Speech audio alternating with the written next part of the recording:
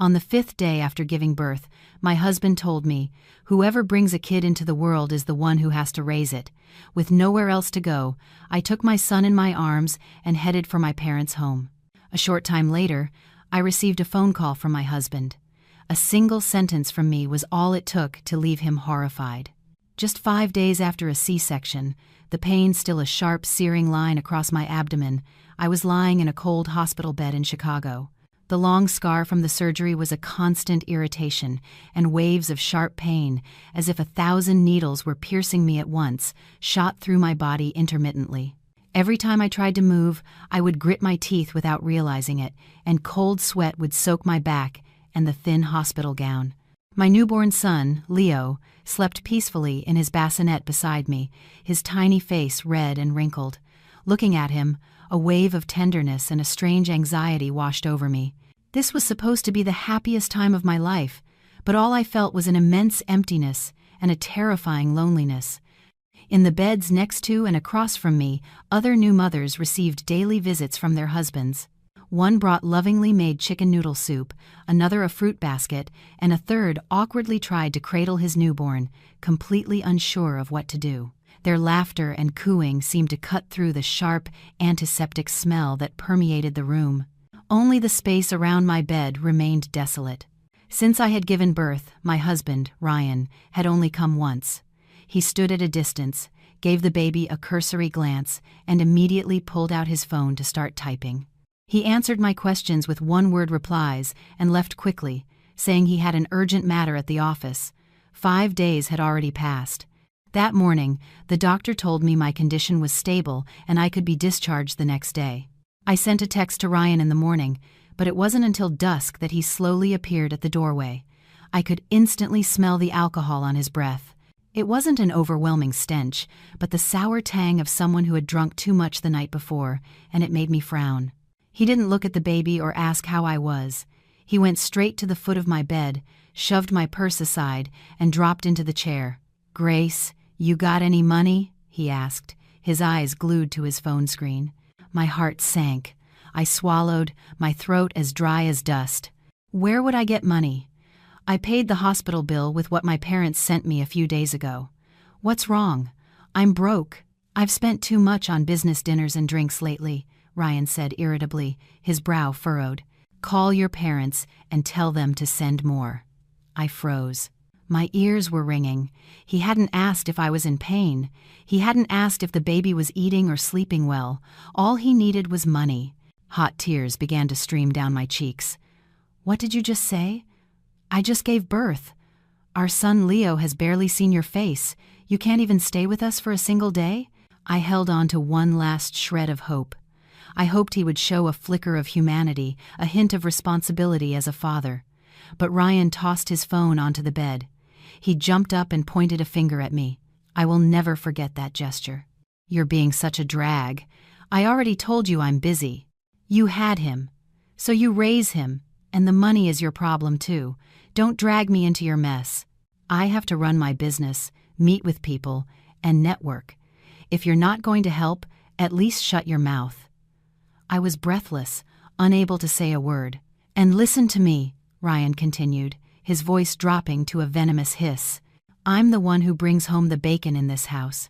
If you're going to live off me, then act like it and keep quiet. Don't bother me again. After saying this, he quickly put on his shoes, yanked open the door, and left. The slam of the door echoed in my chest like a hammer blow.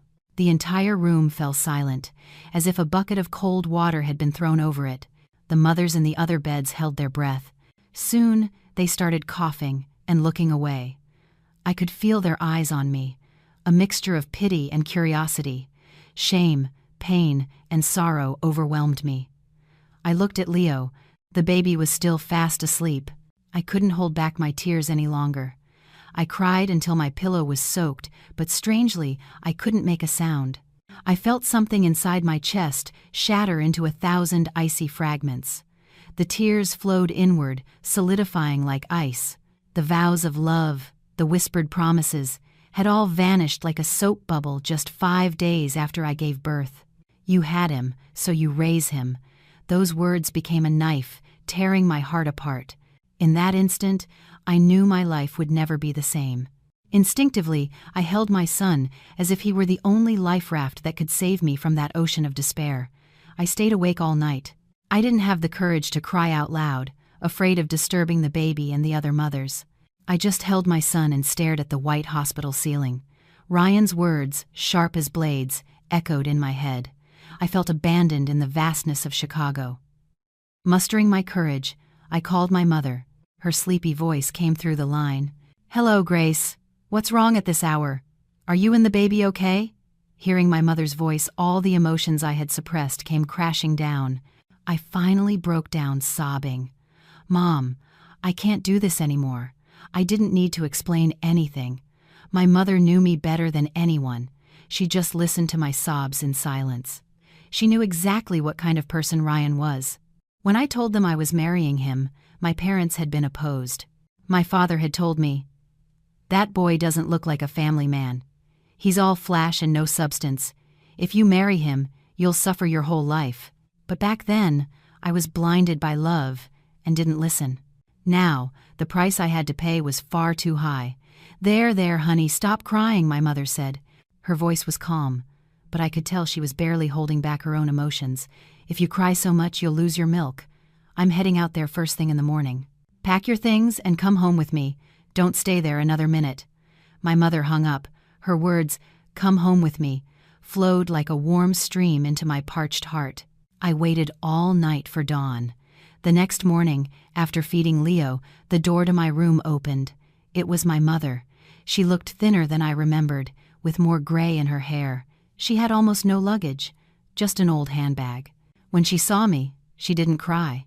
She simply walked over, silently took Leo from my arms, and cradled him.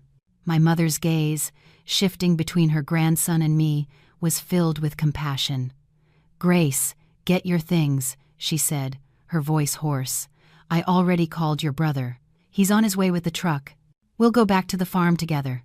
But all my things are at his place." I hesitated. "It doesn't matter," my mother interrupted firmly. "I've already taken care of your things. I just came from his apartment." I was stunned. "You were at Ryan's apartment?" "Yes, I just came from there," my mother said calmly. "He wasn't home. It looks like he hasn't slept there since last night. The place was a pigsty. It smelled of stale cigarettes and liquor. I've already packed your clothes and the baby's things into 2 suitcases. Your brother is waiting downstairs." I didn't understand how my mother had gotten into the apartment we lived in, but I knew that when she set her mind to something, nothing could stop her. My mother wasn't a woman of many words, but she was a woman of action. She would do anything for her daughter and grandson. My brother Mike was there too. He was a long-haul trucker. Without a word, he loaded the luggage. When a sharp pain shot through my scar as I walked, he leaned in and whispered, "Lean on my shoulder. Take it slow." His strong back gave me a strange sense of security. We left the hospital without saying goodbye to Ryan. He hadn't called me since the previous afternoon either. I thought this was the end. My brother's truck began to pull away from the noisy, polluted city. I sat in the passenger seat with Leo in my arms. My mother was behind me, in the small sleeper cab where my brother rested. As we traveled down the long interstate, I watched the skyscrapers shrink in the distance. There was a time I thought that place was my home, my sanctuary, but it had been nothing more than a terrible nightmare. No one spoke in the truck. My brother focused on driving, and my mother only spoke occasionally. "Are you hungry? Have one of the muffins I brought. Oh, look at my sweet boy, sleeping so soundly." I looked at the sleeping baby in my lap. I suddenly realized I wasn't leaving empty-handed. I had my son, and most importantly, a family waiting for me with open arms. I wasn't alone anymore. I had to be strong. After more than 4 hours on the road, we reached the turnoff for our town. On both sides of the familiar gravel road, endless fields of corn stretched out. From somewhere, the wind carried the faint smell of a wood fire. It was the peaceful scent of home. The truck stopped in front of our house. It was a single-story farmhouse with a red roof, old but clean and well-kept. The ivy covering the yard's fence was as green as ever. My father was waiting for us at the door. He must have been watching ever since the truck turned onto our street. My father was a man of few words. He had spent his life tending to a few acres of land, some pigs, and chickens. He was quiet and expressed all his love through actions. When I told him I was marrying Ryan, he had been the one most strongly opposed. He only said one thing: "I don't trust that man. He's not someone who will make you happy." But seeing my determination, he had eventually sighed and helped me with the wedding preparations. Now I was returning defeated, with a newborn grandson in my arms. As soon as the truck stopped, my father hurried over. When my brother opened the door, my father didn't look at me first. His gaze was fixed on Leo in my arms. He held out his sun-beaten, calloused hands, which were trembling slightly. "Come here. Let Grandpa hold you." I carefully handed him the baby. It was clear this was the first time he had held a newborn. He was stiff and awkward, but his eyes shone with a strange happiness. After looking at his grandson, he lifted his head and looked at me. His eyes were red-rimmed. "You're home now. That's all that matters," he said. His voice choked. "Come inside. It's hot out here." My mother and my sister-in-law, my brother's wife, had already prepared a clean room. My sister-in-law's name was Sarah. She was a typical farm wife, kind-hearted and hard-working. She was happy to see me and helped with the luggage. She put fresh sheets on the bed and hung a mosquito net. "Grace, don't you worry about a thing. Just rest. You just gave birth. You must be weak. Mom and I will take care of everything." Lying on that old but warm bed, which smelled of sunshine, I felt as if a ship that had been adrift in a stormy sea had finally reached a peaceful harbor. That night, we all had dinner together. My father, my mother, my brother, my sister-in-law, and Leo and I. My mother and sister-in-law had made me a roast chicken, the meat tender and flavorful, the broth rich and comforting. I ate with tears welling in my eyes. How long had it been since I had such a pleasant family dinner? Since I got married and moved in with Ryan, I always had to be mindful of his moods and barely ate until he came home from work. Ryan was constantly out on the pretext of business dinners, and family dinners had become a luxury. After dinner, my brother and sister-in-law went to their house next door. My mother was busy giving Leo a bath. Only my father and I were left on the porch. He lit a cigarette, exhaling a long plume of smoke as he looked out at the yard, dimly lit by a single yellow bulb. After a long silence, my father spoke. "I suppose if you've come all this way, you've thought things through." I lowered my head. "Dad, Mom, I'm sorry for not listening to you." My father waved his hand. "What's past is past. No need to dwell on it. That's life. Everyone makes mistakes. The important thing is to know where you went wrong. Now that you're here, even though we're poor, you and your son won't go hungry. As long as you don't feel miserable, that's enough for me." "I'm not. I just feel like I've been a burden to you." My father took another deep drag from his cigarette, then stood up and went inside. A moment later, he came out with an old folder. It contained our family documents. He placed the papers in my hand. "First thing tomorrow morning, you'll go register Leo's birth, and while you're at it, we'll list him as a resident here. From now on, this child is the grandson of his maternal grandparents. He will take his mother's last name." I felt like I had been struck. In our town, a child taking the mother's last name instead of the father's was almost unheard of. Registering him at my parents' house was like my father proclaiming to the whole town that this child belonged to our family and had no connection to his in-laws. It was the greatest shield and protection my father could offer me and my son. A lump formed in my throat, and I couldn't speak. My father placed his rough hand on my shoulder. "Get some rest. Your father will take care of everything. As long as I'm alive, no one will mistreat you or your son." My father's hand was heavy not just with its strength, but with the weight of love and responsibility. That night, for the first time in 5 days, I slept deeply, without dreams. I knew that no matter how fierce the storm outside, I had the strongest shield in the world, my father. 3 days after my arrival, my father had finished all the paperwork. My son, Leo, was registered with my last name, becoming Leo Miller, and his name was proudly listed on our family records, right below mine. Holding his birth certificate in my hand, I felt a great weight lift. My son now had a clear place to belong and to return to. My mother took care of me during my postpartum recovery in the traditional way. Every day she prepared warm baths for me and made sure I had nourishing food. My sister-in-law took care of all the cooking for the house and even washed Leo's diapers. My brother fixed up the room where I was staying, replaced the light bulb with a brighter one, and installed a more secure lock on the door. The whole family was doing everything they could to make me feel comfortable, but that peace didn't last long. Apparently, Ryan had returned home. Finding the apartment empty and his wife and son gone, he started calling.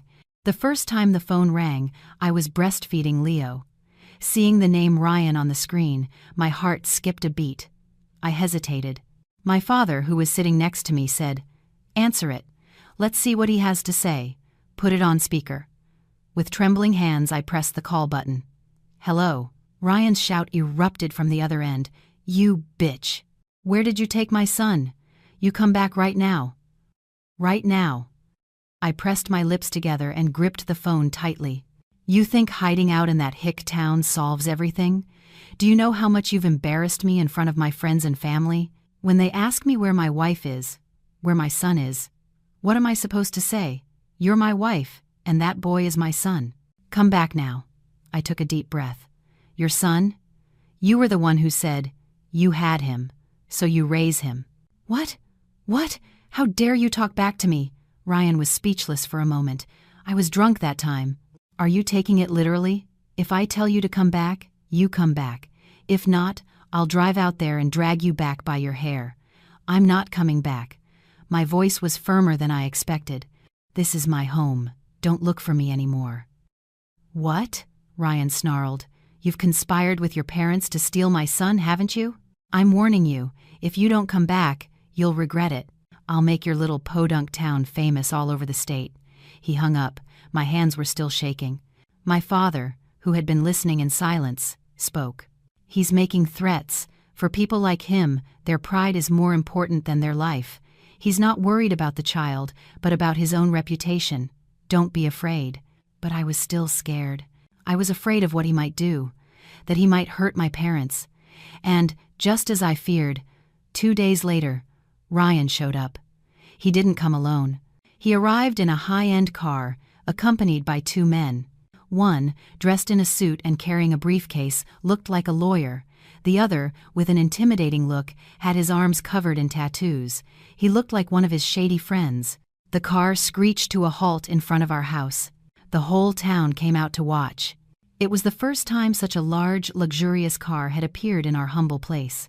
Ryan, wearing sunglasses, got out of the car with an air of arrogance. He didn't come in, but shouted from outside, "Grace Miller, get out here now." My father, who was working in the vegetable garden, straightened up at the shout. My mother also ran out of the kitchen. In my room, with the baby in my arms, I felt my heart was going to beat out of my chest. My father walked calmly to the gate. "Who are you people?" Ryan smirked. "I'm here to get my wife. Dad, don't pretend you don't know. You've hidden my wife and kidnapped my son. Today, we either clear this up, or I'm taking my wife and son with me. One or the other." "First, come inside," my father said, opening the gate. "Whatever the case, you're guests. If you have something to discuss, come in, have a glass of water, and talk." My father's calm demeanor seemed to surprise Ryan a bit. He had probably expected a scene of shouting and insults. He glanced at his companions and lifted his chin. "Let's go in. We're getting to the bottom of this today." When the 3 men entered the yard, the neighbors' murmurs grew louder. While my father faced Ryan in the yard, in the kitchen, my mother and sister-in-law continued with their chores as if nothing was happening. My mother told my sister-in-law, "Sarah, go to the garden and get some rosemary. We're going to have to slaughter a chicken. Grace needs to eat well to recover and have good milk." "Yes, ma'am," Sarah replied, and calmly went to the garden. She didn't ask or show any curiosity about what was happening in the yard. To her, at that moment, my recovery was the most important thing. In my room, with the baby in my arms, I felt a whirlwind of emotions. I heard my father's voice. "Have a seat. We don't have much to offer, but have a glass of fresh water. Where's the baby's mother, not getting water for our guests?" My mother came out of the kitchen with a tray as well. She was strangely calm. She placed a glass in front of each of them and said, "Drink up." Ryan didn't touch the water. He slammed his hand on the table. "You think I came here for a tea party?" he asked. "Where have you hidden my wife and my son?" Only then did my father sit down across from Ryan. "You're saying some strange things. Grace is my daughter. What's wrong with a daughter visiting her parents? And that child is my grandson." "What do you mean we've hidden them?" Ryan was at a loss for words. The man who looked like a lawyer intervened. "Sir, we've come with good intentions. Mr. Ryan and Mrs. Grace are legally husband and wife, and the child is the son of both. The fact that Mrs. Grace took the child without her husband's consent is a violation of the civil code regarding marriage and family. We recommend you have Mrs. Grace come out so we can resolve this through dialogue. As they say, marital problems are settled between the couple." My father smiled faintly. "So you talk about laws. Then let me ask you. When my daughter was risking her life to give birth, where was the man who calls himself her husband? What country's law allows a man, after visiting his wife only once in 5 days, to tell her, 'You had him, so you raise him'?" Ryan flinched. His face turned pale. He didn't expect me to have told my father that story. I was drunk that time." "Or are you drunk your whole life?" My father's voice was deep. "When you got here, did you ask about your son? Did you bring a can of formula or a package of diapers? Or are you only concerned with your own reputation?" My father turned to the lawyer. "You say the child is the son of both. Then I ask you, here I have the child's birth certificate." My father went inside and brought out Leo's birth certificate. "His name is Leo Miller. He has his mother's last name, and his residence is this house. Legally, this child belongs to our family. If you truly want your son back, get a paternity test and file a lawsuit. We'll be happy to respond." The lawyer took the certificate, and his face changed color. He didn't expect us to have handled the registration and residency so quickly. Legally, it was a masterstroke. It showed our family's preparation and determination. Ryan could no longer maintain his arrogant attitude. He shouted, "Damn it, Grace! Get out here now!" Hearing his voice from my room, I shuddered. Leo, scared, started to cry. Just then, my sister-in-law came in with a steaming plate of roast chicken. The aroma of herbs and poultry filled the room. She placed the plate in front of me and said, "Grace, eat before it gets cold. It's normal for babies to get scared. Come on, eat. Your father is handling things outside." Seeing the hot food, my sister-in-law's calm, my mother's serenity, and my father standing firm outside, I suddenly realized I was no longer afraid. I wasn't alone. I had an impregnable fortress. I hugged my son and started to eat. I ate with gusto. I had to be healthy to breastfeed my son. In the yard, my father's firm voice continued to resonate. "My daughter is not an object. She's not something you can call when you feel like it and discard when you get tired. Since you've come all this way, I'll tell you clearly, if you had come as a repentant husband, as a responsible father, our home would have welcomed you. But if you've come to cause trouble and make threats, then turn around and leave. We may be poor, but this is not a house where you can just walk in and do as you please." The man with the tattoos, seeing the situation turning sour, stood up. "The boss is right. If the old man won't bring her out nicely, we'll go in and get her ourselves." Just as he took a step, my brother Mike appeared out of nowhere, home from a trucking run. He was a big, strong man. He stood there silently, staring down the burly man. "I dare you to take another step." The man froze. He looked at my brother, then at Ryan. Ryan realized he couldn't do anything more. Unable to contain his anger, he said, "Fine. Good for you. Keep protecting her. Let's see how long that lasts. Let's go." They returned to the car, defeated. Before getting in, Ryan pointed toward the house. "Grace Miller, you stay there. I swear you'll regret this. I'll make it so you can never hold your head up again in your life." The car sped off with a roar, leaving a cloud of black smoke. Only then did the neighbors approach, whispering. My father waved his hand. "It's nothing. Family matters. Go on home now." He closed the gate. The noisy world was shut out. Inside, I had finished the entire plate of chicken. I was sweating and felt much lighter. Ryan's stormy visit was over, but it left a vague unease in my heart. "I'll make it so you can never hold your head up again. His final threat echoed in my mind. I knew Ryan's character well. He was vain, vindictive, and capable of using the vilest means. It was clear he wouldn't give up easily, but that worry was soon replaced by a more realistic one: money. Life in the country wasn't as expensive as in the city, but a newborn needed many things: diapers, formula, because my own milk wasn't enough. Later, there would be vaccinations. My family wasn't wealthy. My parents lived off a few acres of land and a few chickens. My brother and sister-in-law had to raise their 2 children. My arrival was an additional burden. That night, lying in bed, I watched Leo sleep. It was an old farmhouse, with wallpaper peeling in some places. The old ceiling fan spun slowly, making a creaking noise. From outside, I could clearly hear my father's dry cough and my mother's deep sigh. I suddenly felt that I had been very selfish. I had only fled here, seeking peace under my parents' protection. I hadn't considered that they were getting older. At an age when they should be resting and being cared for by their children, they were straining to protect me and care for their grandson. I didn't want to be a burden anymore. I didn't want to give Ryan the opportunity to come back and look down on my family for being poor. That night, under the dim light, I turned off the lamp so the baby could sleep better. I looked at my son sleeping like an angel. Silently, I made a promise to myself and to him. I have to change. I have to stand on my own 2 feet.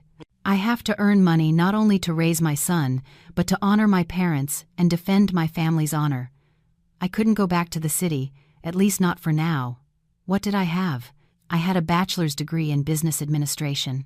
It had been almost a year since I left my job to have the baby, but the knowledge was still there, and I had an old laptop. The internet had reached our town. An idea crossed my mind: maybe I could work online. Over the next few days, despite being in the middle of my postpartum recovery, I started looking for work on my phone, hiding it from my parents and sister-in-law. I looked for remote jobs: data entry, transcription, bookkeeping for small businesses. It wasn't easy. Most were wary of my employment gap or doubted I could meet deadlines living in the countryside. There were also scammers who asked for a deposit before giving you work, but I didn't get discouraged. I had nowhere to retreat. I started with the smallest job I could find, transcribing an old book for someone I met online. The pay was barely $50, but to me at that moment, it felt like a fortune. The sleepless nights began. During the day, I tried to be a good mother, napping when the baby slept, but when night came and the whole family was asleep, it was my time to work. I would set up the laptop on the old desk and use headphones so the sound of the keyboard wouldn't wake the baby. The surgical scar still ached, and my back was killing me from sitting for so long. My eyes grew tired from staring at the screen, but whenever I felt exhausted, I would look at my son. Seeing his little lips move gave me new strength. I had to work in secret. I was afraid my mother would find out. If she knew I was working during my recovery period, she would be upset and make me stop. I received the $50 from my first job in my account. I cried. It was money mixed with sweat and tears, but it was also money of hope and independence. I treasured that money. With it, I would buy formula for my son and give it to my mother to go to the market. I knew this was just the beginning. The road ahead was long, but I would never forget the promise of that night. Working during postpartum recovery is a kind of suffering only those who have lived it can understand. My body was still a mess. The surgical scar ached, especially when I sat in the same position for a long time, and my back felt like it was going to break. My mother was very worried about my health. She insisted that I lie down, that I not sit up, that I not touch cold water, but bookkeeping and data entry required sitting in front of a computer. I had to work like a thief. By day, I pretended to be a good daughter, a perfect mother. I ate the chicken soup and lentils my mother prepared for me, breastfed my son, and changed his diapers. I pretended to sleep a lot, but as soon as my mother or sister-in-law left the room, I would quietly get up, place pillows around Leo to keep him safe, and carefully open my laptop. I turned off all the sound and lowered the screen brightness to the minimum, so no one would notice. My room was small and stuffy. The air was suffocating. Sweat ran down my neck and back, and the scar itched and bothered me. I couldn't turn the fan up too high in case the baby caught a cold. After typing for a few minutes, I would get up to stretch my aching back and check on the baby again. I was always on edge. If I heard my mother's footsteps in the yard, I would quickly close the laptop, hide it under the pillow, and flop onto the bed, pretending to be asleep. One time, I was so engrossed in the numbers, organizing the accounts for a small supermarket, that with my headphones on, I didn't notice. My mother suddenly opened the door. She was carrying a bowl of noodle soup. I jumped and slammed the laptop shut, but it was too late. My mother stood frozen in the doorway. She put the bowl on the nightstand. Her eyes were a mixture of anger and pity. "Grace, what are you doing? It hasn't even been a month since you gave birth, and you're already glued to that computer. Don't you care about your body at all?" I lowered my head. I was just checking the news. "What news? What news makes so much typing noise?" My mother's expression turned severe. "You think you can fool me? I've seen the light on in your room for several nights now. How long did you plan to keep this from me? Look at your back, you're soaked in sweat. If you recover like this, you'll pay for it for the rest of your life." My mother started to cry. Her crying broke my heart. "Mom, I'm sorry, but I can't just sit here and do nothing. I don't want to be a burden to you and Dad anymore. I have to earn money to raise Leo. I don't want people to look down on our family." My mother wiped her tears and sat on the edge of the bed, taking my hand. "Honey, your parents still have the strength to take care of you. Please, don't mistreat your body like this. If you get sick, what good is the money? Then who will our Leo rely on?" My mother's words snapped me to my senses. She was right. I had been too hasty, but I couldn't stop. I hugged my mother. "Mom, don't worry. I'll be careful. Really, I'll just do a little when I have time. Please, don't stop me. I have to do this. I have to prove to myself that I'm not a freeloader." My mother sighed deeply. She knew she couldn't stop me. From that day on, my mother didn't scold me anymore. Instead, she took even better care of me. She prepared more nutritious meals, and at night she would bring me a glass of warm milk or a snack. And while I worked, she would watch me and occasionally say, "Rest a little, get up and walk around." My first job was organizing the books for an online shop owner, and I earned $50. When I saw that $50 in my account, my hands trembled. It wasn't a lot of money, but it was my sweat, my tears, and my pride.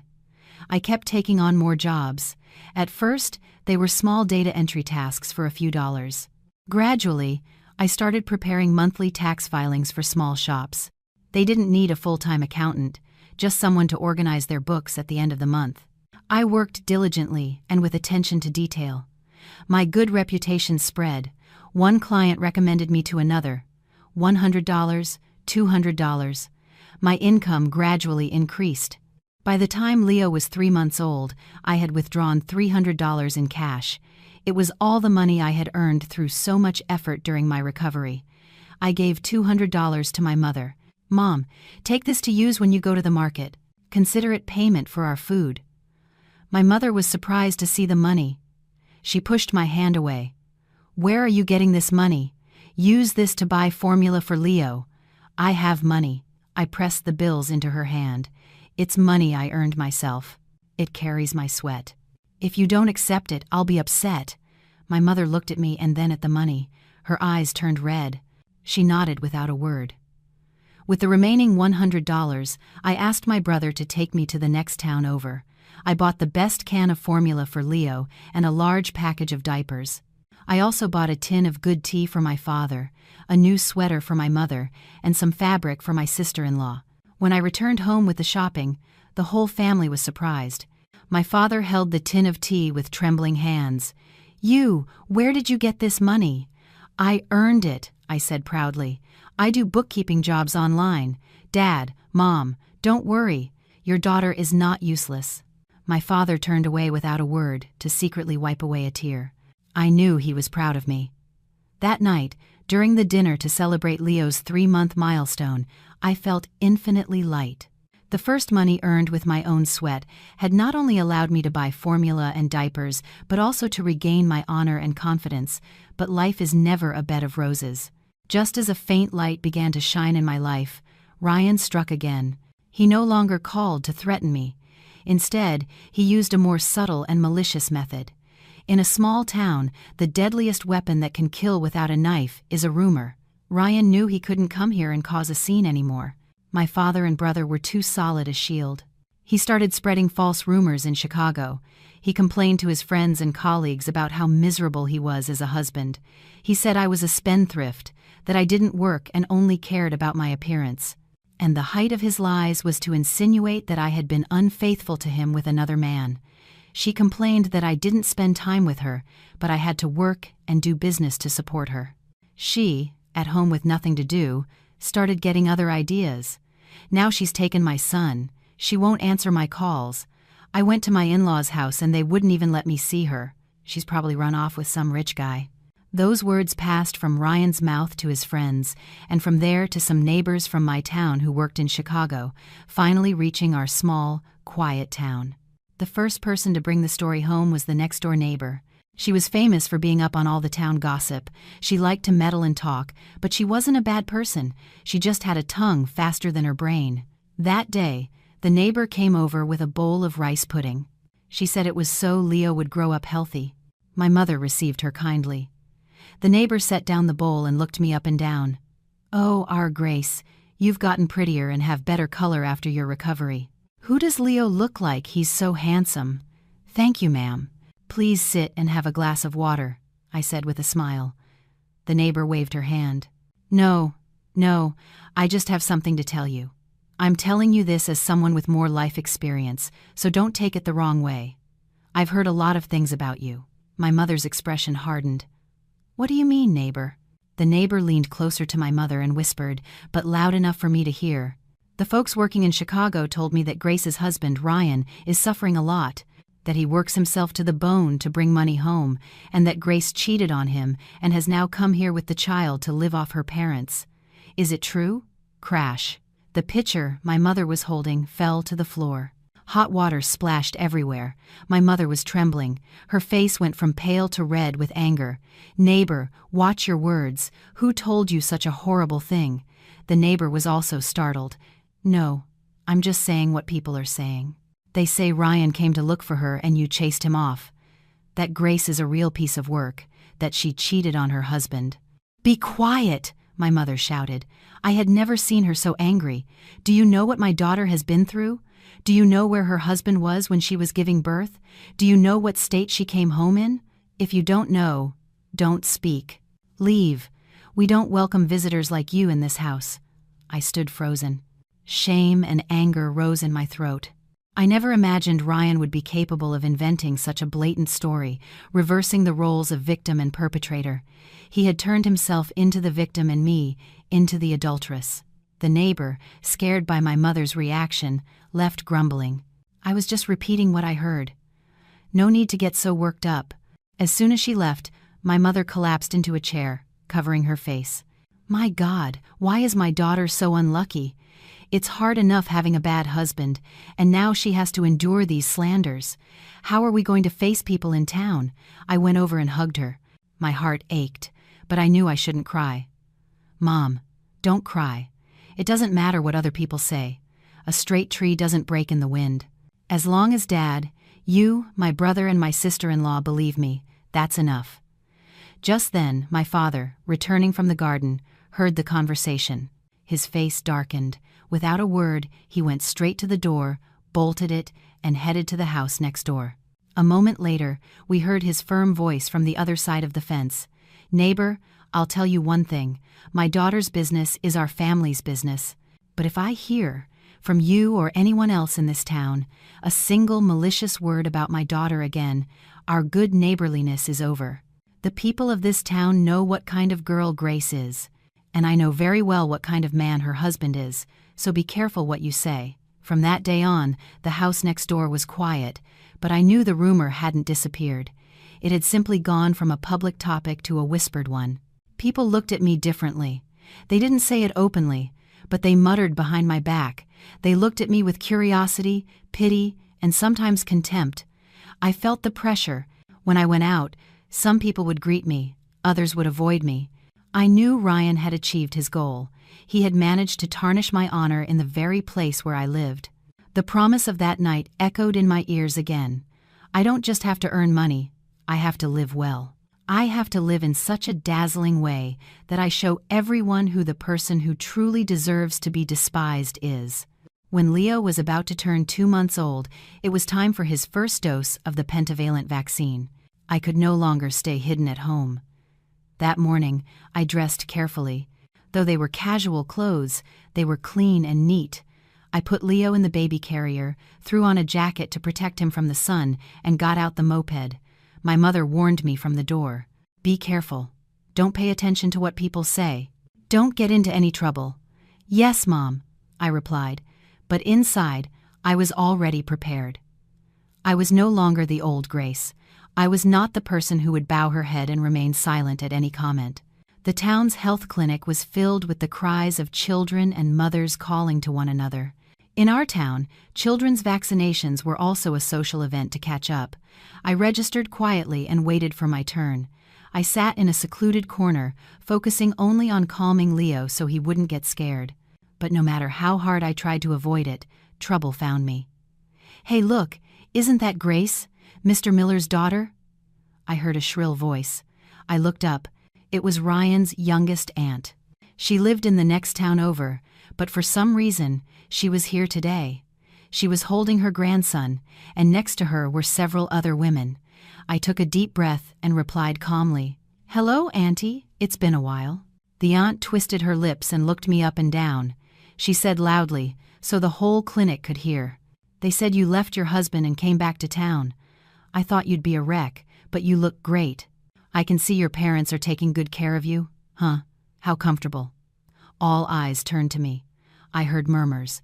"They say she left her husband. She's the daughter of that family. There's a rumor she cheated on him in Chicago." I clenched my fists. "Thanks for your concern, Auntie. My parents are taking good care of me, so it's not so hard." "Not so hard?" the aunt sneered. "I heard you were a handful in Chicago. My nephew Ryan worked himself to the bone to support you, and you, at home without kids, were busy with your own things. And now that you finally have one, you cheat on your husband on top of it. And you come here to live off your parents. Aren't you ashamed?" Her words stung like a slap. They were cruel and malicious. She was deliberately humiliating me in front of everyone. Leo, in my arms, sensed the tension and started to whimper. While calming him, I looked the aunt straight in the eye. This time, I wasn't going to back down. "Auntie, I respect you because you're my elder, but you should watch your words." My voice wasn't loud, but it was clear and firm. The clinic fell into a dead silence. Whether I left my husband or he left me, that's my private life. But I have not abandoned my son. I am not ashamed to raise my son with my own 2 hands. The one who should be ashamed is a father who denies his own child. A person who, 5 days after his wife gives birth, tells her, "You had him, so you raise him." A despicable being who threatens his wife and child. I paused and looked into her eyes, which were wide with surprise. "And you say I was unfaithful? Ask your nephew where he was and what he was spending his money on during the countless nights he didn't come home. I, 9 months pregnant, went to the doctor alone and hand-sewed every one of my son's diapers. Where was I supposed to have been unfaithful? Tell me. Or could it be that your nephew sees thieves where there are none?" The aunt's face went from red to pale. She didn't expect me to respond like that. "And I'll say it clearly to you and everyone here. A husband who is trash gets thrown in the trash. That's not foolishness, it's a smart choice. I have returned to my parents' home and am under their protection. I am not living off anyone. I work with my own hands to raise my son. I live with my head held high. If you're not going to help, at least spare me your curses." After saying this, I stopped looking at her and turned away. Just then, the nurse called my name. "Grace Miller. For the child Leo Miller. Please." I responded with a clear, "Coming," and entered the vaccination room with my son. The clinic remained silent. I heard the aunt mutter a curse and storm off with her friends. I knew that starting tomorrow, another version of the story would circulate, but I no longer cared. I had defended my son and myself. On my way out, a woman who had been sitting next to me offered me a tissue. "Here, to wipe the baby's sweat. You did the right thing.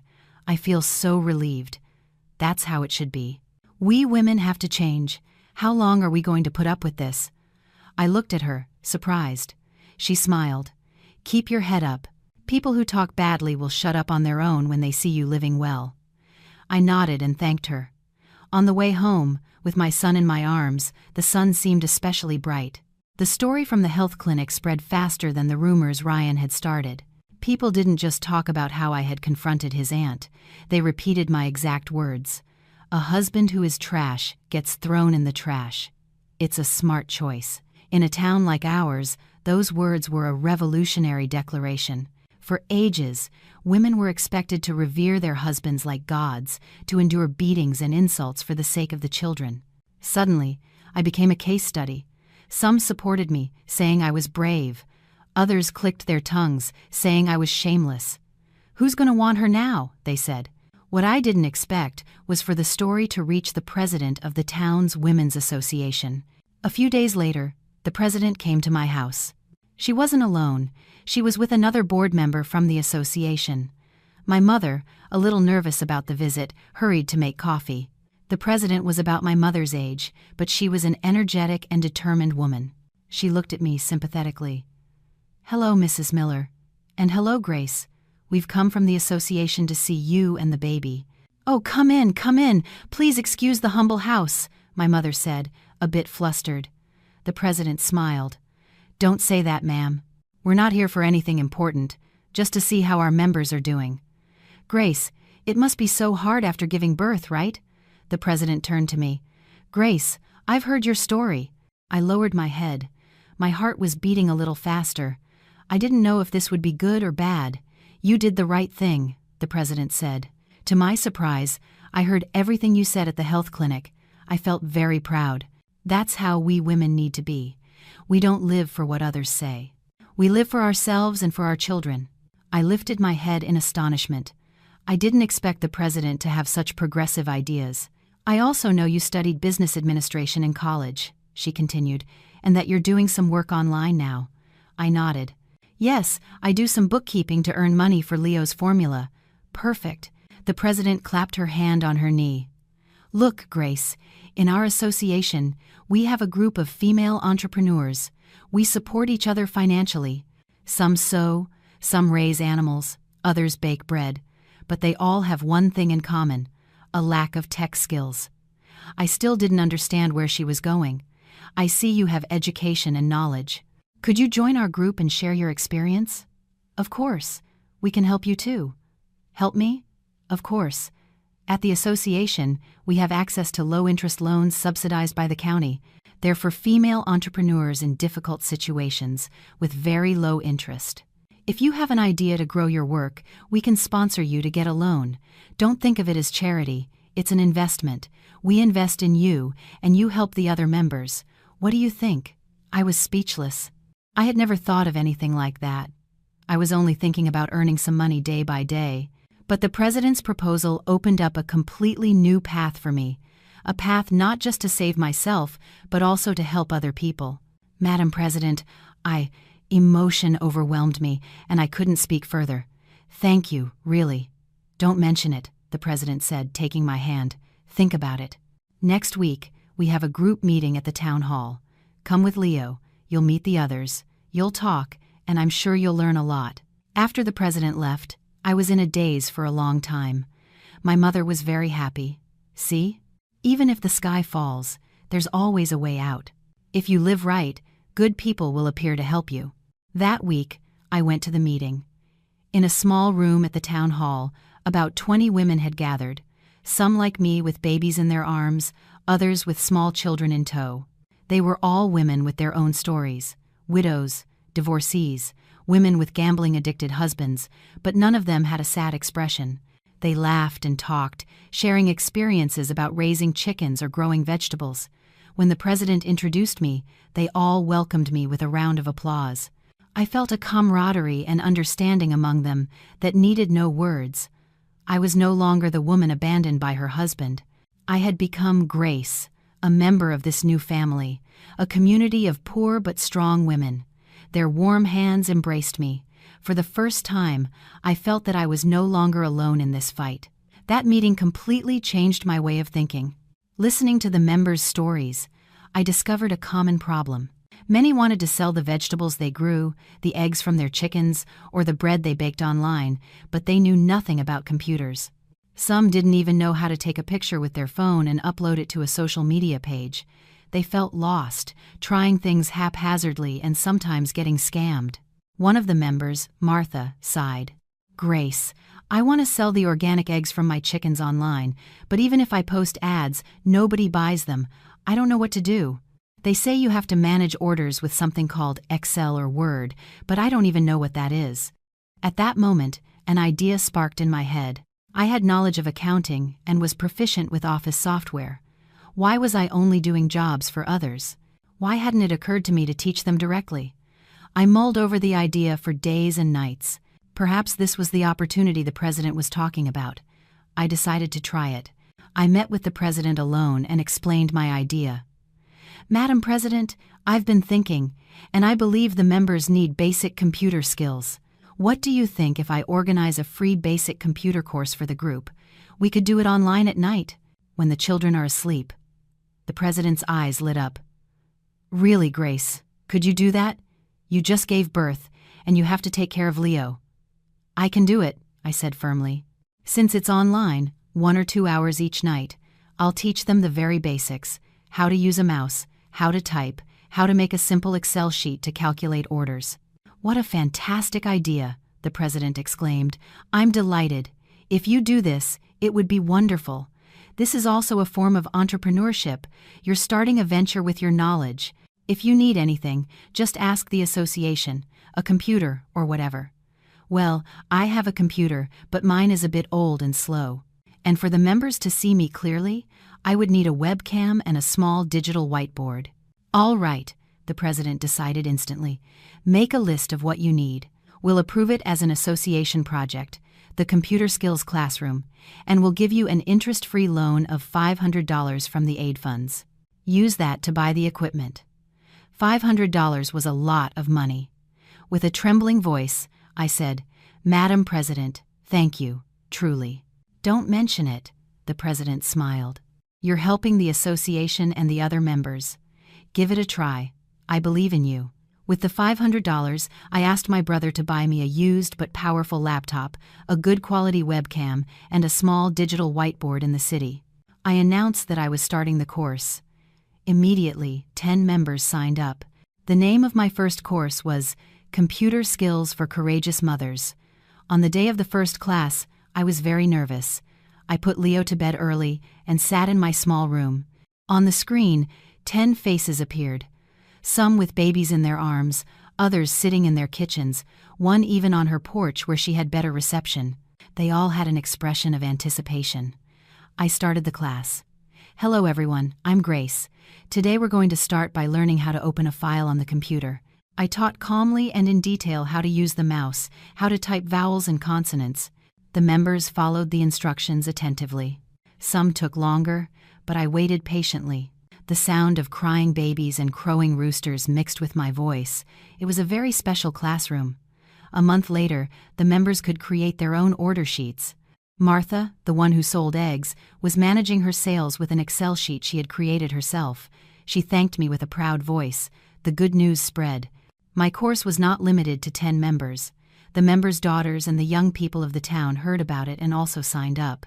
They said they couldn't spend their lives working in the factory, that they wanted to learn something to change their situation. I decided to expand the courses. This time, I charged a small tuition fee of $20 per course to cover electricity and internet costs. But the number of students kept growing, not just from our town, but from neighboring towns as well. I began to have a stable income. The hundreds of dollars I earned from bookkeeping were now supplemented by the classes. I was no longer the Grace from the recovery period. I had become Teacher Grace. When I went out with my son, people would greet me. "Hello, teacher." That title felt more valuable than gold. It was the recognition and respect I had earned with my own effort. My parents were very proud. My father boasted wherever he went. My daughter, while taking care of her child at home, is teaching the whole town. I knew this was just the beginning. Ryan was still out there, somewhere, but I was no longer afraid of him. I had new weapons, knowledge, independence, and the affection of an entire town. My life and my son's gradually stabilized. Leo turned 6 months old. He could sit up straight and was starting to babble. My online classes became increasingly popular. I had students not only from my county but also from other regions. My income reached a pretty good level. Each month, after covering all expenses, I could save over $1,500. I fixed up the room where I lived to make it more comfortable and bought new things for the house. And most importantly, I could provide my son with a life without want, without being a burden to my parents. I finally began to feel like I was truly living. I was no longer a dependent, tearful woman. I was teacher Grace Miller, self-assured and independent. But just when I felt most at ease, the storm broke again. That night, after finishing my classes and putting Leo to bed, I heard the dogs barking loudly outside. In the darkness of the night, the sharp screech of a car braking suddenly startled me. With a bad feeling, I picked up my son and went outside. My parents had already gotten up and turned on the yard light. At the gate stood Ryan, but this time he wasn't with his menacing-looking friend. He was with the lawyer from before and another man. This latter one, about 50, was elegantly dressed, wore wire-rimmed glasses, and seemed to hold an important position. Ryan looked more haggard than the last time. He looked at me with a complex expression, a mixture of anger and something akin to envy. My father, still calm, opened the gate. "You again. What do you want at this time of night?" Ryan said nothing. The lawyer from the previous visit stepped forward. "Sir, we haven't come to fight. We want to speak seriously with Mrs. Grace. If you have something to say it tomorrow. It's late," my father said, trying to close the gate. "One moment, please," the stranger said. His voice was deep and authoritative. "Allow me to introduce myself. I am attorney Lawrence Morgan, director of the firm Trust Legal, and I am this attorney's superior." He gestured to the younger one. "We have come to discuss the rights of my client, Mr. Ryan, and more importantly, the rights of the child." Hearing the words attorney and rights, my father paused. He looked at me, and I, clutching Leo to my chest, nodded. "Let them in, Dad. I want to hear what they have to say." When the 3 men entered, the air grew tense.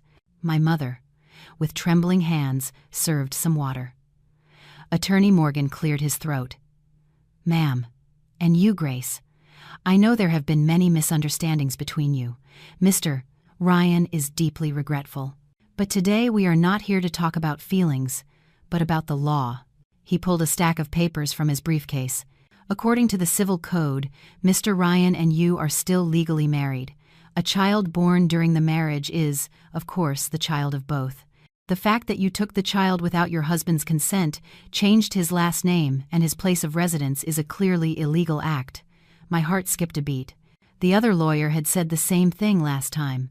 But that wasn't all. Attorney Morgan continued, his words heavy with pressure. "We know that you are currently doing well. You teach classes. You have a considerable income, which is a very good thing. But you should know that the fact that you are doing well complicates this case even further." I frowned. "What do you mean?" "I mean," he said, looking directly at me, "that Mr. Ryan has more than enough grounds to file for custody and a very high probability of winning." "What?" my mother shouted. "That's absurd. A man who abandons his wife and son is now going to sue her?" "Calm down, ma'am," the lawyer said, raising a hand. "Allow me to analyze it. First, Mr. Ryan has a stable job in Chicago, a high income, and a good home. This provides the best material conditions for the child's growth. Second, Mr. Ryan can prove that you left the home of your own accord. For example, with the rumors of infidelity. I stood up furiously. "That's your invention." "Calm down," he said, unperturbed. "In a trial, you need evidence. Even if Mr. Ryan didn't spread the rumor directly, other people did, and they can testify. But the most serious thing," he paused and looked at me, "is what you are doing now. You teach classes, but you do so without a license, without being registered as a self-employed person. You don't pay taxes. Do you know what kind of trouble you would be in if we filed a complaint with the Department of Education and the IRS?" My blood ran cold. I was paralyzed. I had never thought about that. I thought it was just a simple online job to earn money. I knew nothing about licenses or taxes. If they investigate you, you will have to pay a considerable fine, and more importantly, you will have a record for illegal economic activity. Do you think a judge would entrust a child to a mother with such a dishonorable record? Or would they give him to Mr. Ryan, an exemplary citizen with a high income? Ryan, who had been silent the whole time, smirked. It was the smile of a victor. I staggered. It was a most vile psychological attack. They weren't using violence. They were using the law, using the career I had worked so hard to build to crush me. They were cornering me. "We don't want to make this a bigger problem," Attorney Morgan said, lowering his voice. "Mr. Ryan's only wish is for you to return to Chicago with the child. He will forgive everything and guarantee both of you a comfortable life. You can continue teaching. Mr. Ryan will take care of obtaining the necessary licenses. It's the best for everyone. Think about it." He placed a paper on the table. "This is a reconciliation agreement. If you sign here, everything will be over." I looked at the agreement. My mind was in chaos. I looked at my father. He had been smoking in silence the whole time. Under the yellow light, his face was lined with deep wrinkles. The air in the house was so thick you could cut it with a knife. My mother's heavy breathing, the sound of Leo stirring in my arms, and the smoke from my father's cigarette. Ryan and the two lawyers waited for me with confidence. They were sure they had my weak spot. They believed I would surrender to the threat of losing my son and my career. I was trembling. I was scared, truly scared of losing my son. Leo was my life. I was also afraid of losing my job. It was my pride and my hope. I looked at Ryan, who was smiling maliciously. I knew he wasn't asking me to come back out of love, but to control and torment me again for his own pride. I was about to break, about to sign that horrible agreement. Just then, my father put out his cigarette, stood up, and without saying anything to them, calmly walked into his room. We all held our breath, watching him.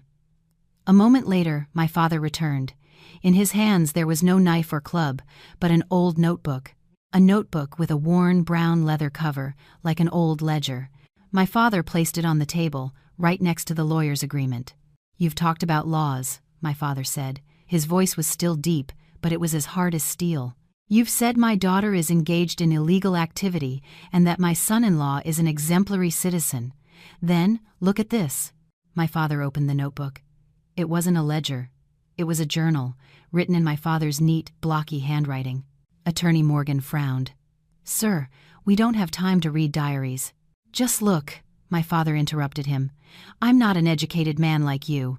I'm just an old farmer, but I know how to record facts." My father began to turn the pages. "On such and such a date, Grace called saying she was craving fish stew. Ryan still wasn't back from a business dinner. It was 11 o'clock at night. Grace was 5 months pregnant. On such and such a date, Grace went to the gynecologist alone. The doctor told her the fetus was weak and she needed to rest. She didn't dare tell her husband for fear he would scold her. On such and such a date, Grace fell at the market. Luckily, she wasn't hurt. She called her husband, but he didn't answer. In the end, I had to take a bus up to Chicago. My father read the entries for each day. The days I had called him crying. The days I had gone to the hospital alone. The days Ryan wasn't home. He had noted everything meticulously. Even the day his mother threw a plate at my head for breaking another one, my father knew everything.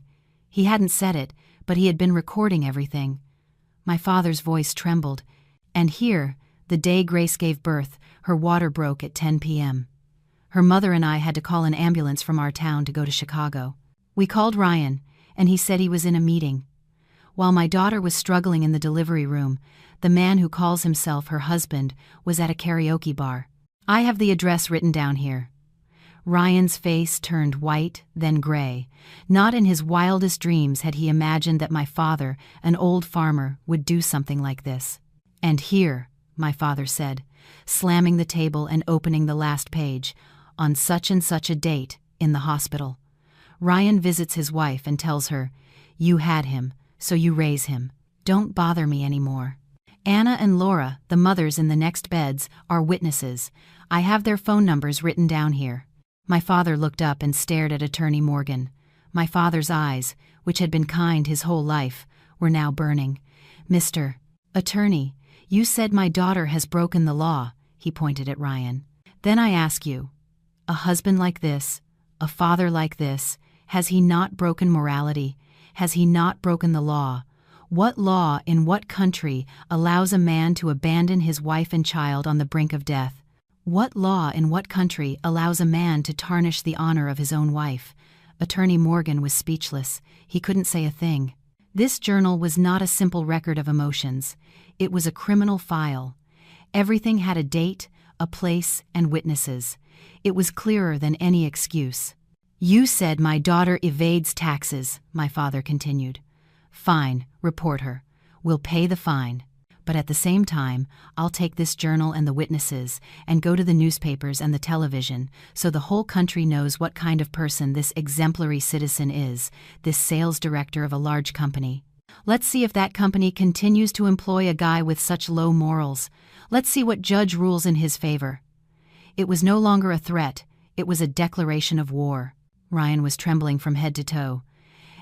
"Father-in-law, please." "Shut up!" my father shouted. "You have no right to call me father-in-law." Attorney Morgan stood up hastily. His face was ashen. He knew he had lost. "Sir, I believe there has been a misunderstanding. We'll be leaving now." He hurried to gather the papers from the table, and in his clumsiness, the reconciliation agreement fell to the floor. "Take that with you," my father said, pointing at Ryan. "And don't you ever come near this house again. I will take care of my daughter and my grandson. We don't need a fake father like you." The two lawyers practically dragged Ryan away. As he was leaving, Ryan turned to look at me. In his eyes, there was no longer victory, only absolute fear. The door slammed shut. My father sank into his chair. He was breathing heavily, a trembling hand on his chest. I ran and knelt beside him. Dad, are you okay?" My father waved his hand. "I'm fine. It's just the anger." He looked at me and smiled tenderly. "I told you, as long as this father is alive, no one will touch you or your son." I hugged him with all my strength. My tears soaked his old shirt. My father's journal didn't just record my pain, it was the infinite love and silent shield my father had given me my whole life. After that night, Ryan disappeared completely. No more calls, no more texts, no more visits to cause trouble. My father's journal had become a lethal weapon that had completely shattered his confidence and his vile plans. I knew that for a while at least, he could do nothing. My life finally found true peace. I threw myself into my work with all my passion. Teacher Grace's computer classroom became more and more famous. Not only did mothers and young people from the county attend, but I was also sought out by the Provincial Agricultural Cooperative. They wanted to learn how to do their bookkeeping, manage orders, and even create simple ads on social media to sell their products. The work grew so much that I couldn't do it alone. I spoke with the president of the association and hired 2 recent college graduates from the city to help me. I also applied for more government grants to turn my room into a small office and buy more computers and printers. In addition to the classes, I started offering bookkeeping services for small businesses. My income soared. Each month, after paying all expenses and my employees' salaries, I could save between $3,000 and $4,000. I decided I had to build a new house for my parents. The old single-story house leaked when it rained. I wanted my parents to spend the rest of their lives comfortably in a new, decent house. My success became an example in the county. The president and the Women's Association were very proud of me. On the occasion of Women's Day, the town council decided to organize an event to honor women who had overcome difficulties and made something of themselves. And I, of course, was the main feature. They asked me to go up on the stage of the town hall auditorium to share my experience. I was very nervous. It was the first time I had spoken in front of so many people. My mother took out her best dress for me, and my father, fidgeting, told me, "Just tell your story. Be sincere, there's nothing to worry about." That day, the auditorium was packed. All the local officials and townspeople attended. My students and the members of the entrepreneurs group also came to cheer me on. With Leo in my arms, who was now over a year old and starting to walk, I sat in the front row trying to calm my racing heart. The event proceeded with solemnity. After the mayor's speech, the president of the association introduced me with a proud voice. When I went up on stage, the whole hall erupted in thunderous applause. I took a deep breath and began to speak. I talked about the difficult days at the beginning, the help from the association, my first class. When I was in the middle of my story, a shout suddenly erupted from the back of the hall. "Liar! It's all a lie!" Everyone turned in surprise. I felt my heart stop. It was Ryan. He didn't have the haggard look of the last time. He was well dressed, but his face was red, and he reeked of alcohol. And he wasn't alone. He was with his malicious aunt and several unfamiliar young men who looked like his drinking buddies. "That woman is a fraud," Ryan shouted, pointing at me. "She's a woman of low morals, an adulteress who abandoned her husband and son, and now she's playing the saint." The hall turned into chaos. The mayor jumped up. "Security! Get those people out of here. This is an official event, not a bar." "I'm not leaving," Ryan resisted. "Today I'm going to unmask this woman, a woman who spent my money to see other men and is now deceiving the whole town. That woman." Several young people from the association ran to stop Ryan, but he and his friends resisted violently. His aunt threw herself on the floor, wailing. "Oh, my poor nephew, betrayed by his wife and now scammed by everyone." The hall filled with murmurs. Suspicious glances were once again directed at me. The president's face turned pale, and my father below was clenching his fists, about to jump. On the stage, I felt my blood run cold. Leo, scared, burst into tears in my arms. Ryan was deliberately trying to destroy me. He was trying to annihilate me at my moment of greatest glory so that I could never hold my head up again. In that moment of chaos, I saw Ryan's vile smile. He was enjoying my anguish. "No, I can't break down here. I can't let him win." The chaos in the town hall auditorium reached its peak. Ryan's shouts, his aunt's wails, the murmurs of the crowd, Leo's crying in my arms. The young men from the association got into a scuffle with Ryan's friends, and the place turned into a battlefield. From the stage, I watched it all. The initial fear vanished in an instant, replaced by an uncontrollable rage. I had endured enough. I had given in enough. Today, right here, I had to put an end to it all. I hugged Leo, approached the microphone, and took a deep breath. I didn't shout. My voice wasn't loud, but it was clear and firm enough to silence all the noise. "Ryan, are you done talking?" Suddenly, the hall fell into a dead silence. Even Ryan, surprised by my attitude, stopped. I looked him straight in the eye. That I was unfaithful, that I spent your money on other men, that I'm a fraud. I turned to the young man operating the video equipment next to the stage. "Please, play that." The young man looked at me, confused.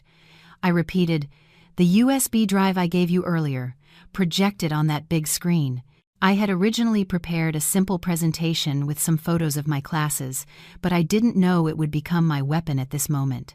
The young man quickly connected the USB, and the large screen behind me lit up. The first photo appeared. It was a picture of me, my face pale and gaunt, sitting on the hospital bed. Beside me, newborn Leo, the father's place empty. I picked up the microphone.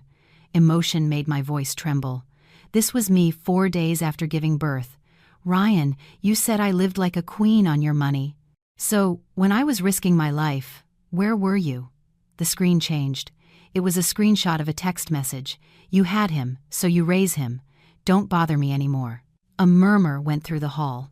People were beginning to understand the situation. "You said I spent your money," I said, almost shouting. "This is the first money I ever earned." A bank statement appeared on the screen with a deposit of $30. Less than a month after giving birth, I spent sleepless nights enduring the pain of my scar, typing letter by letter to earn my first $30. At that moment, where were you? The photos kept changing, a picture of my first online class, the faces of 10 mothers on the other side of the screen, thank you messages from my students. "Teacher, thanks to you, I've learned to sell my products." "Grace, I sold my first eggs." I turned to the audience. "That I'm a fraud?" Then, To my students sitting there, "Have I defrauded you?" "No." Martha, the one who sold eggs, jumped to her feet. "Teacher Grace taught us how to make a living. The fraud is that man." "It's true. The teacher is our savior," the members of the association shouted in unison. Ryan's face began to pale. "He didn't expect me to be prepared for this," I continued. "That I'm a fraud." "Then what is this?" The financial report of Grace Miller Consulting appeared on the screen. Monthly income, taxes paid to the government. All the figures were clear. I run a legal business, and I pay my taxes on time. I held up my recently obtained business license. "I am not engaged in illegal activity," as someone insinuated. "I am a citizen and a taxpayer. But you," I pointed directly at Ryan's face, "you have slandered me and tarnished my honor." "On what basis?" Just then, a man in plain clothes came up to the stage from the audience. He pulled out a badge. "Mrs. Grace Miller, I'm Deputy Sanchez from the local sheriff's department. We've received a report of a public disturbance. Mr. Ryan, you and your companions will have to come with us to the station." Ryan froze. "I just came to find my wife. You are being charged with disturbing the peace and defamation. Let's go to the station." 2 other deputies approached and handcuffed Ryan and his friends. The aunt, seeing the scene, quickly got up, brushed off her clothes, and tried to slip away. I was just passing by. I don't know anything." Ryan, as he was being led away, turned to look at me.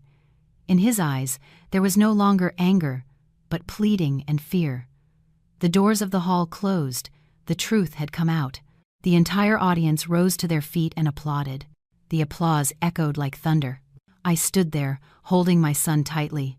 Tears rolled down my cheeks, but they were tears of happiness and liberation. The president came over and hugged me. "You did so well, Grace." My father, my mother, my brother, my sister-in-law were all crying with pride. I knew that from this day forward, no rumor, no person would dare to look down on us again. I had won back my justice with my own 2 hands. After that fateful day at the town hall, my life entered a new, bright, and peaceful chapter. Ryan was fined for disturbing the peace, but the greater punishment he paid was shame. The story of his arrest at his ex-wife's award ceremony spread throughout the county. And not just here, it also reached people in Chicago. I didn't have to do anything. Ryan had fallen into the trap he had dug to harm me. His lies became the laughingstock of the town. I returned to my routine, but this time my mood was different. I was no longer afraid or worried. I was completely free. My business prospered. Grace Miller Consulting was no longer just an online classroom but a trusted office. I secured larger accounting contracts. I gave jobs to the young people of the town. I started to make my dream a reality. I tore down the old single-story house and built a new, decent 2-story house for my parents. The day we broke ground, my father, holding the shovel, was trembling. He told me, "I never dreamed I'd live in a new house. Daughter, I'm so proud of you." Leo had already learned to walk and say, "Grandma, Grandpa, and Mama." Seeing him run around the new yard made me immensely happy. I didn't forget the people who had helped me. I donated part of my profits to create a small scholarship foundation to help students with difficulties in the town. I made a donation to the President's Entrepreneurs Group to help other members finance their businesses. I was no longer a person receiving help. I had become a person who helped. One afternoon, while reviewing some accounts, I received a call. An unknown number with a Chicago area code. I answered, "Hello, Grace Miller Consulting." On the other end, a polite and calm male voice. "Yes, good afternoon. Excuse me, am I speaking with the director, Mrs. Grace Miller?" "Yes, this is she." "How can I help you?" "Good afternoon, Mrs. Miller. Allow me to introduce myself. I am Fernando Romero, Director of Human Resources at the Great Lakes Business Group. I assume you've heard of our group." I was stunned. The Great Lakes Business Group was one of the largest companies in the country. Why were they calling me? "Yes, of course. How can I help you?" Mr. Romero chuckled lightly. "To be honest, we learned about you through an article in a magazine, an article in Working Woman magazine about your story of overcoming adversity. We were very impressed. I was speechless. I had done an interview with a journalist, but I didn't know it would be published in such a prominent magazine. We've looked into your model of online classes and accounting services, and we find it very professional and practical, the director continued. Currently, our group is carrying out a project to improve the skills of our administrative staff.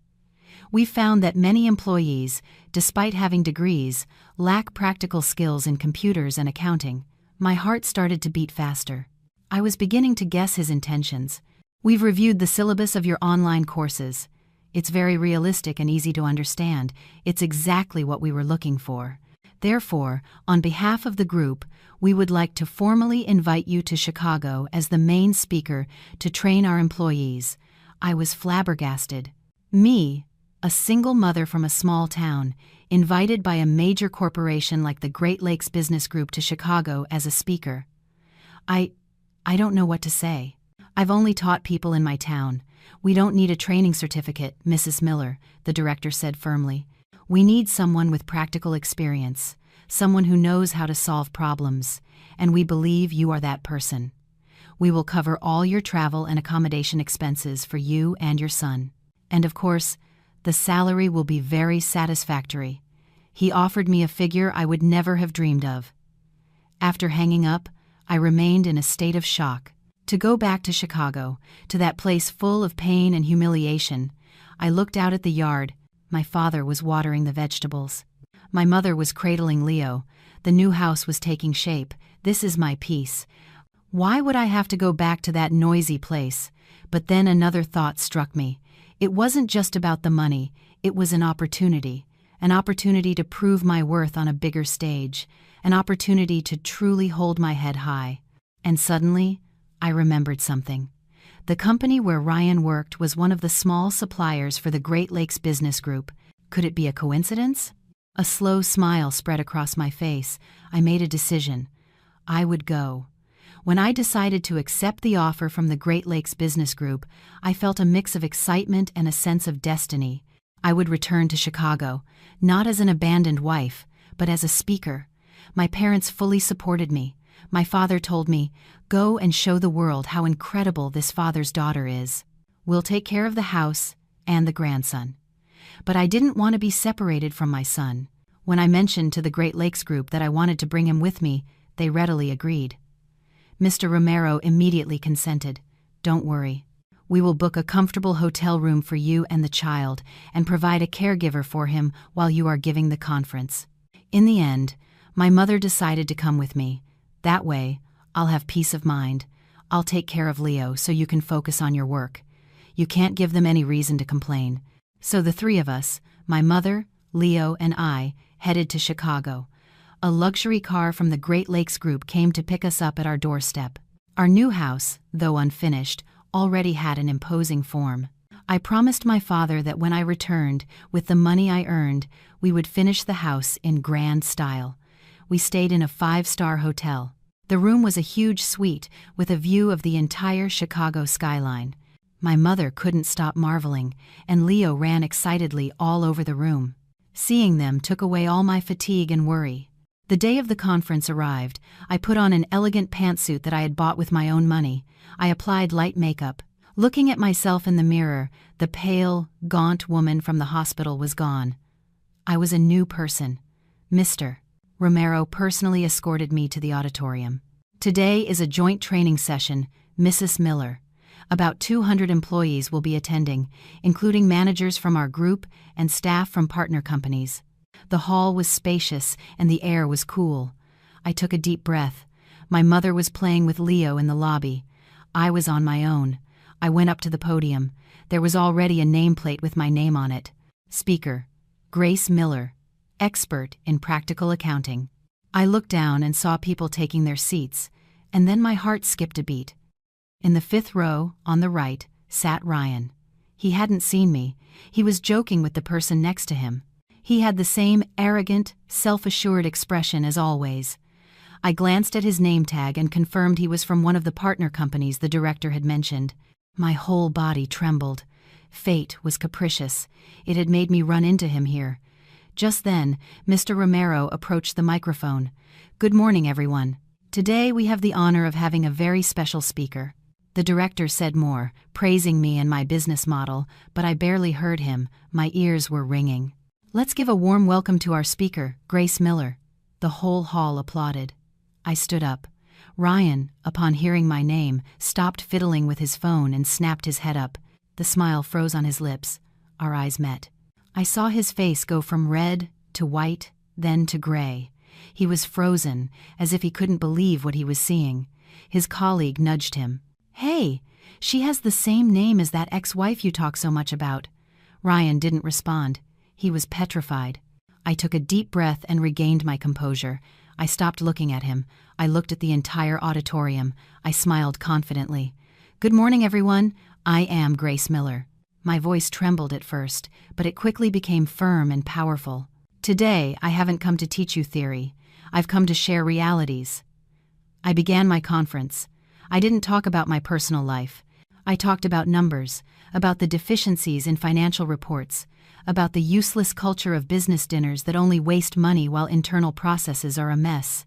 I talked about the importance of transparency and practicality. Every one of my words, unintentionally, was like a needle pricking directly at Ryan's lifestyle and way of working. I talked about sales directors who spent their days at business lunches without knowing how to read a balance sheet. I saw Ryan shrink in his seat. He didn't dare to look up, trying to hide his face. The people around him started to look at him strangely. They whispered, looking at him and then at me. My conference lasted 3 hours. I put all my passion and my painful experience into it. When I finished, the hall was silent for a moment, and then it erupted in thunderous applause. Everyone stood up. The executives of the Great Lakes Group came to shake my hand. "That was magnificent, Mrs. Miller. A very realistic presentation, just what we needed." Many people crowded around me, asking for my phone number and email address. I smiled and attended to each of them. In the midst of that crowd, I saw Ryan. He hadn't been able to leave. He was trapped in a corner. He was looking at me. In his eyes, there was no longer contempt, only confusion, a mixture of shock, shame, disbelief, and a little fear. I looked away and didn't look at him again. He was nothing in my life anymore. After it was over, I walked out of the hall with my head held high. I had given the most special conference of my life, not for revenge, but to prove to myself who I was. The 3 days of training at the Great Lakes Group were a success. Ryan did not show up for the remaining 2 days. I overheard his colleagues say that he had suddenly taken sick leave. I knew he wasn't sick. He was running from the truth, from the shame. Mr. Romero and the group's management were very satisfied. They paid me my fee and expressed their desire to sign a long-term consulting contract, primarily online. I accepted with pleasure. This trip had been a success beyond my expectations. I decided to stay for 2 more days to go sightseeing with my mother and Leo. I wanted to take my mother to the zoo and show my son the skyscrapers. We enjoyed ourselves like real tourists, taking pictures, laughing, and chatting. That afternoon, we had just returned to the hotel lobby. My mother was holding Leo, and I was pushing the stroller with our shopping. Suddenly, a shadow emerged from behind a pillar. "Grace." It was a hoarse voice. I was startled. It was Ryan. He looked deplorable. A neglected beard, wrinkled clothes, bloodshot eyes, and a strong smell of alcohol. There was nothing left of the suited man from the auditorium.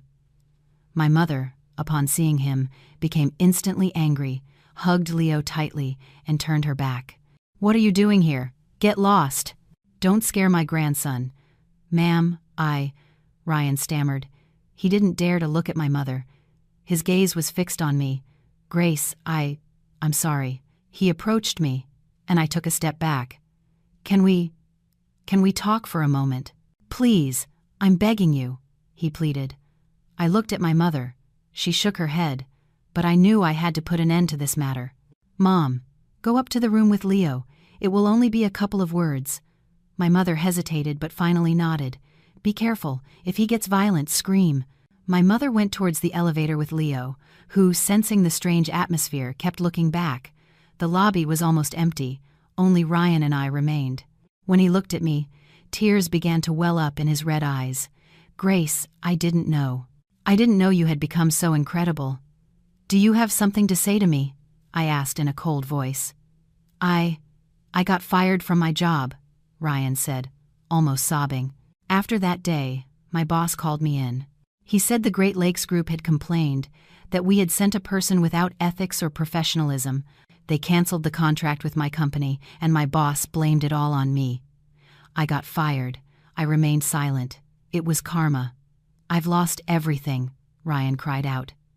But it was a cry without force. My career, my reputation. I go home, and my friends look at me like I'm a freak. I can't even go out anymore. That's your problem. It has nothing to do with me. I turned to leave. Wait. Ryan knelt in the middle of the luxurious hotel lobby. He crawled over and grabbed the hem of my pants. Grace, please, I know I was a bastard.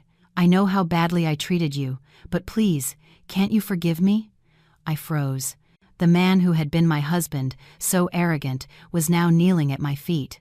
Come back with me. Let's start over, he sobbed. I promise you. I'll change, really, I'll work. I'll earn money and take care of you and our son. I will never, ever treat you like that again. I looked at the man, crying miserably at my feet. I felt nothing in my heart. No compassion, no hatred, only pity. It's too late, Ryan. I gently pushed his hand away. You can't unspill water. But what about our son? He lifted his head. Leo, he's my son. I saw him. He's beautiful. He looks a little like me. He has nothing to do with you. Yes, he does, he shouted. He's my son. I have a responsibility too. Grace, please, let me see my son. Let me be a father. His late tears fell on the cold marble floor. Those tears couldn't erase the words. You had him, so you raise him. Get up, I said in a tired voice. You're embarrassing me. Your problems are not my concern, but for my son's sake, I will give you a chance.